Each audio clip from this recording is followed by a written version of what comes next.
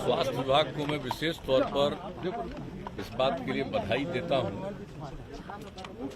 इसके बारे में चर्चा हुई पिछले वर्ष और उसको फिर चुनाव के पश्चात लागू करने का निर्णय हुआ। हम लोगों ने जो आप जानते हैं कि नया 7 निश्चय 2 निर्धारित किया था और चुनाव के बाद पुनः सरकार बनी तो हम लोगों ने उसके लिए कैबिनेट का निर्णय लिया और 7 निश्चय 2 में भी बाल हृदय योजना उसमें शामिल।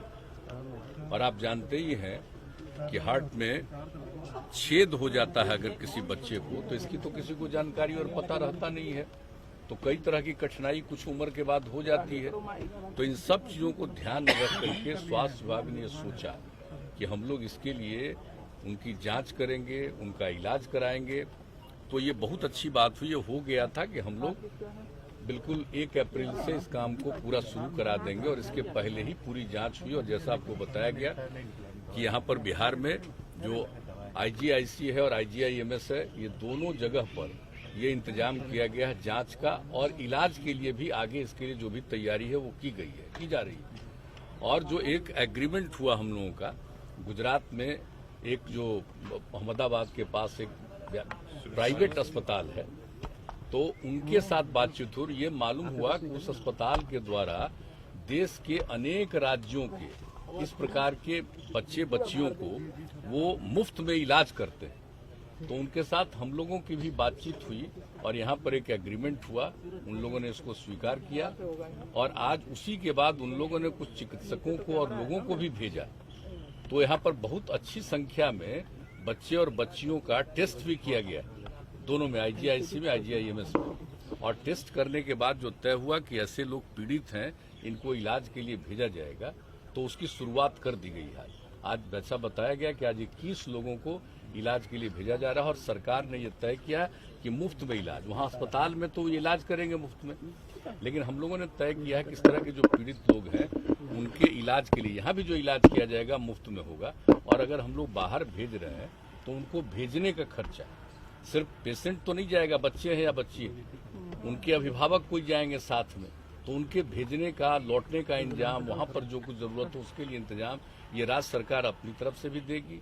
और वहां पर इलाज तो मुफ्त में होगा, तो पूरा सब इलाज करा करके लोग आएंगे।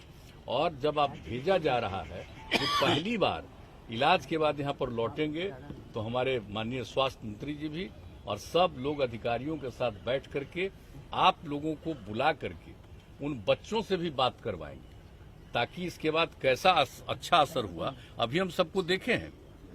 अभी हम सबको देखे, कोई कुछ एक आध तो बहुत कम उम्र का, कुछ की उम्र भी 4 साल 5 साल, एक आध 10 साल से भी ज्यादा, तो इस तरह का भी देखा।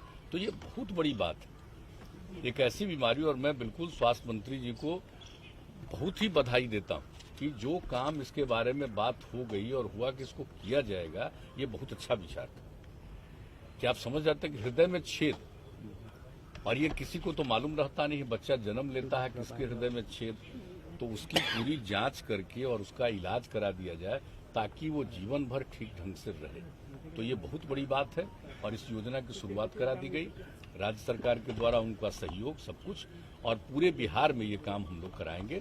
और अभी तो बाहर जा रहा है, यहाँ पर भी इलाज होगा, इसके आगे और भी हम लोग देख करके अन्य जगहों पर करेंगे ताकि ऐसे बच्चे बच्चियों का ठीक ढंग से इलाज हो सके। नवादा में मौत को लेकर शराब को पीने को लेकर के होली के दरमियान बहुत मौतें हुई, खासकर नवादा में। ये जो कुछ भी हो रहा है इसके बारे में हमारे जो वरीय पदाधिकारी गण हैं, हमने उनसे पूछा था, ये सब लोग जांच कर रहे हैं और यहाँ से भी कुछ लोग गए।